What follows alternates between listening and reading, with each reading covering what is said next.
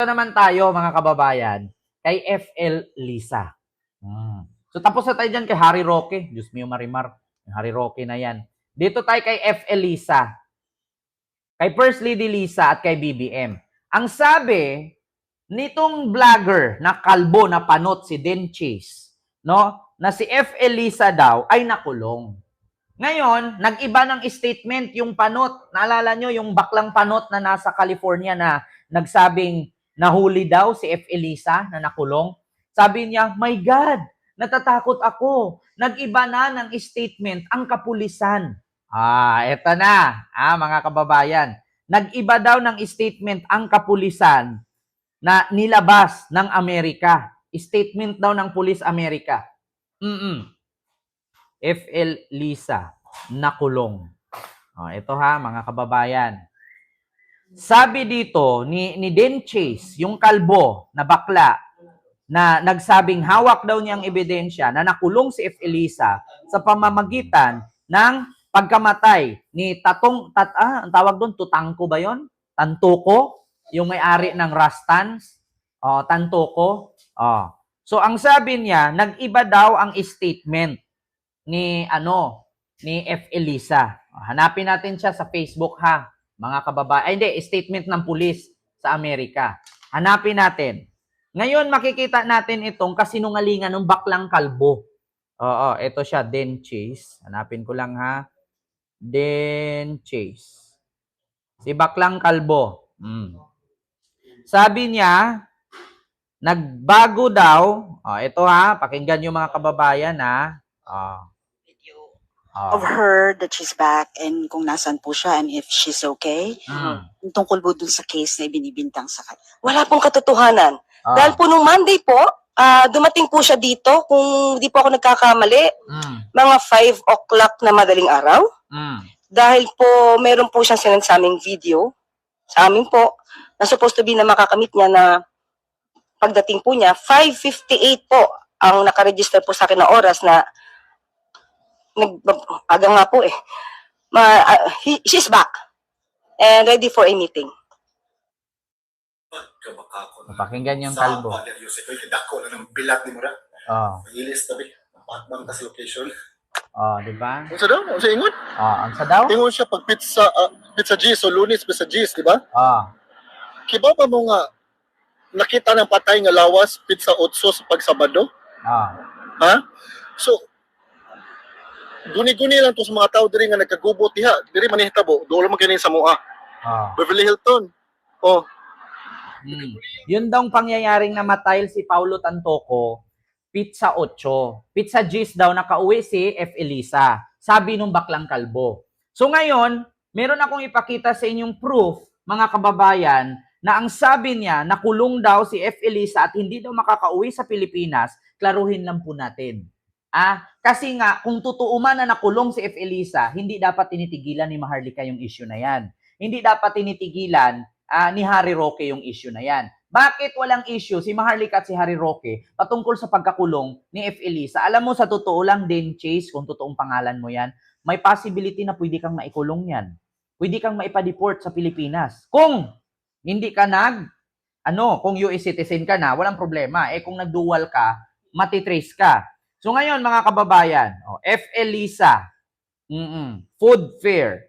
Makukulat kayo dito, nakakulong ba daw, hindi makakauwi-uwi, hindi daw makakalabas-labas. Ano ito? Attention to the President of the Republic of the Philippines, His Excellency Ferdinand R. Marcos Jr., First Lady Luis Araneta Marcos, and William Vincent Marcos. Ayun, 1 day ago lang yan sa food fair. Ano sasabihin ninyo dyan? Hindi nakauwi kasi nakulong. Ayan si First Lady naglalakad. Sino ba to? Ayan lalabas si First Lady dyan. Ayan si BBM. Magka-cutting of ribbon sila. Ayan si First Lady. Asan yung sabi niyo yung nakakulong? 1 day ago yan, PTV News. Paano yan? Den Chase. Paano yan, mga DDS? na bakit hindi daw lalabas si First Lady, hindi daw magpapakita at mag-live. Food fair yan, oh, food fair. Di ba? National Food Fair. At this point, we shall witness Ah. the President together with the First Lady as they lead the ribbon cutting for the DTI Bagong Pilipinas National Food Fair Oh, diba? 2025. They are joined by DTI Secretary Maria Cristina Aldeguer Roque, Ah. DOT Secretary Maria Esperanza Cristina Frasco, Ah. Special Assistant to the President for Investment and Economic Affairs, Secretary Frederick Go, and of course, SM Investments Corporation Vice Chairperson Teresita C. Coson. O ngayon sasabihin ninyo na nakakulong. Puro kahihiyan ang nilalabas ninyo, mga DDS. Puro kahihiyan, sa totoo lang. O, tapos tignan nyo ha, nakita nila na lumabas si First Lady Lisa kasama si BBM. Alam nyo ang sagot nitong baklang panot. O, ito si Jen Chase. Nag-iba daw ang statement ng kapulisan sa Amerika. O, ito na. Ikaw, alam mo sa totoo lang, Jen Chase, matakot ka na. Bakla ka na nga, fake news ka pa. Alam mo yung ulo mo, mukha kang octopus. Sa totoo lang, ito na, nagbago daw. Nagbago daw ang tawag dito, statement ng kapulisan. Ito na, mga kababayan. Ayaw og sige yaw-yaw diha na pinawati. Butangi unsa nag-supply gapas betadine ang mga hospital. Sabi niya. Ito na mga kababayan, nag-iba daw ang ihip ng ito, wait lang ha. Anong pangalan nitong vlogger na to? May vlogger ditong nag-send, si POB ba ito? Oo, Pinoy Views Opinion. Hanapin natin ha. Nag-iba daw ang statement ng Police America. Kasi daw, hindi daw totoo na may nangyaring ganon. Pinoy Views Opinion. Ayan. Makikita naman natin dito eh. Ito si Pinoy Views Opinion. Hindi tayo titigilan hanggat wala tayong proof. Kasi mahirap na eh. Ito sabi niya, droga pa. Ayan yung kalbong bakla. Droga pa daw. Ito, sabi niya dito, nag-iba daw ang opinion ng Police America. Ito, na-shock ako. Nagkakagapangan na ba? Umandar na ba ang mga kamay ng powers that be? Dahil na-shock po ang ating kababayan, OFW si Dean Chase, mga kababayan, sa mga recent na pangyayari. At nalilito siya dito sa aksyon ng Beverly Hills. Nalito daw siya. At may gagapangan ba daw? Parang nabayaran. Kumbaga, parang nabayaran daw ang kapulisan sa Beverly Hills. Kung bakit daw nakalabas si First Lady Lisa at nandun daw sa Pilipinas. Nag-cutting of ribbons. Na-shock daw siya. Ito na, mga kababayan. Dean Chase. Maglibog ko sa content sa email, kaya as you know, I have already acquired. At nalilito ako kung para saan ito, ang content ng email na ito dahil natanggap ko na yung buong detalye galing sa kanila. Documents. Complete Natanggap ko na ang kompletong dokumento. account of what had happened on the 8th of March. Complete account of anong nangyari noong 8th of March. Itong hitabo dito. Alam mo, sa totoo lang, Denchis, sa laki ng ulo mo, mukha kang octopus na animal kang malakas kayo mupyop.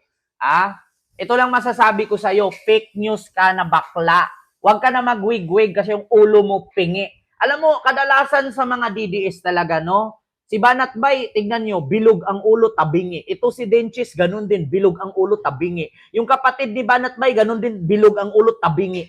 Bakit halos lahat ng mga DDS vlogger tabingi ang ulo, ang bububo? Mga fake news. Kapatid yata ni Banat Bay ito sa iba eh. Tingnan nyo No? Yung nangyari daw So, doon. nagkaroon ko email, yung heading kay response letter. Tapos ngayon, nakatanggap din naman ako ng isang letter, mga kababayan, na ang heading is response letter. O niya, ibong ko kay, basahon ako late. And then, nagtataka ako. Babasahin ko mamaya. Ito lang matanong ko anong karapatan ni Dane Chase magtanong sa kapulisan dyan sa California, hindi naman siya resource person. Higit sa lahat, hindi siya kamag-anak nung namatay at higit sa lahat, wala siyang rights na magtanong kasi hindi naman siya parte ng intelligence ng gobyerno ng Pilipinas at bakit siya bibigyan ng balita ng kapulisan sa Amerika? Sino ba siya? Di ba? Mga DDS, hindi ba kayo nag-iisip kung sadyang bobo lang actually, bobo naman talaga kayo, no? Hindi ko na kay kalabanin pagdating diyan. Hindi ba kayo nag-iisip, paano siya bibigyan ng balita mula sa California Police? Hindi naman siya kasangkot at hindi siya kamag-anak or kaano-ano doon kay Paulo Tantoco. Diba? Hindi naman siya kamag-anak at hindi naman siya related doon sa namatay.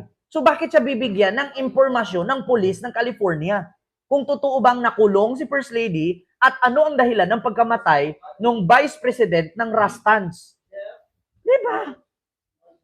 Paano siya bibigyan? Sino siya para manghingi? Kasi syempre, bago ka bibigyan ng impormasyon ng pulis ngayon, sasabihin agad, kaano-ano niyo po ba yun, sir, yung namatay? Bakit po kayo nanghihingi? Detective po ba kayo? Investigador po ba kayo? Kamag-anak po ba kayo dun sa namatay na si Paulo Tantoco? Di ba? Hindi naman. Bakit siya bibigyan? Wala siyang rights. Di ba? Tapos sasabihin niya, naglibog ako, nahihilo ako, na-shock talaga ako. Bakit ganun ang statement ng pulis? Bakit sino ka ba para bigyan ka ng statement ng pulis? Ayan siya, na-shock daw siya. Mga kababayan. Nangarap ng gising. Alam mo, tabingi na nga yung ulo mo, bugo ka pa. Di ko alam kung nagkamali ata ang nanay mo sa pagbuntis sa'yo. Parang 6 months lang yata ito Binupusal baby pa ata ito bago lumaki Police America biglang nag-iba ang timpla. Sabing ganun. Sino ba siya para bigyan ng impormasyon ng Police America? Kaya, nako. Wala na mga kababayan. Sadyang na talaga. Tigilan na natin yung issue na yan. At least nakita na ninyo, mga loyalista, kakamping, at DDS na mga bobo, tanga-tanga, inutil, ututo, ang paslupa, pangit, mga mahihirap ang lahi. Diba? Na si First Lady Lisa ay nasa Pilipinas nag-cutting of ribbons. No? So, hindi totoo yung mga issue nila na mga kemirot. Diba? Ito na, mga kababayan. Kita nyo naman. Ito, The President of the Republic of the Philippines, His Excellency Ferdinand R. Marcos Jr., First Lady Luis Araneta Marcos, and William Vincent Marcos.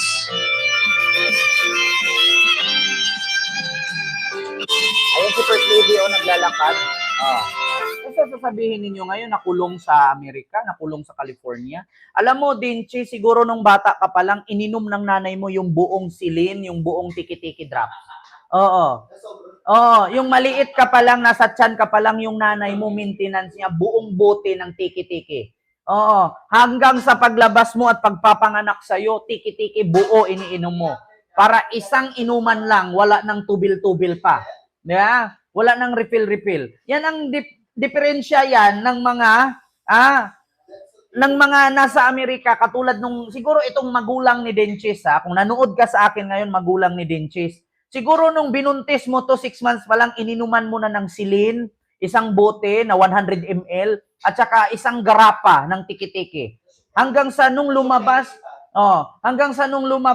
hindi lang tiki-tiki ininom mo, pati hilbas at pisaw-pisaw. Alam mo yung mga Bisaya, yung hilbas at pisaw-pisaw, yung nilalaga, tapos pinipiga yung katas, pinainom sa bata, yung kulay green, yung nasa damuhan. Maliit pa lang siguro ito, pinainom mo na ng hilbas at pisaw-pisaw. Maliit pa lang. Buntis pa lang yung nanay nag-inom na ng silin. Kaya ayun, hindi tumangkad. Ang lumaki, ulo, pero walang laman. 6 months pa lang, pinanganak na. Buti nga't nabuhay pa. Nasubrahan sa vitamins. Habang binuntis pa yung nanay na ang uminom ng vitamins. Kaya tignan nyo, advance, nangingialam sa issue dun kay Paulo Tantoco na hindi naman siya kamag-anak, nanghihingi pa ng record sa kapulisan kung anong nangyari, hindi naman siya related. Di ba ang lakas ng amats nito? Adik ka ba? Chase? Diyos ko, hindi yata pulburon ang ginamit mo dyan Siguro ang ginamit mo dyan yung ecstasy tablet Mahilig ka siguro sa party-party dyan Alam nyo minsan yung mga nasa California, lalong-lalo na sa Beverly Hills Lalong-lalo na yung mga nasa Beverly Hills, magsilikas na kayo, lumipat na kayo sa sa Bel Air. Wag na kayo dyan sa Beverly Hills. Lumipat kayo sa Bel Air. Mas maganda dun sa Bel Air. Walang mga addict. Tignan nyo si Dean Chase. nakatira sa Beverly Hills, California, ecstasy tablet ang ginagamit. Tignan mo, bulok, bungog. Ang ulo, tabingi, lumaki ang kabila. Lumipat kayo sa Bill Air, mas maganda doon. Pangit sa Beverly Hills, maraming Pinoy na addict. Katulad nito mga DDS. Maraming DDS sa Beverly Hills. Ecstasy tablet ang gamit. Matindi. Ang lakas ng tama. Kakaiba. Naku po.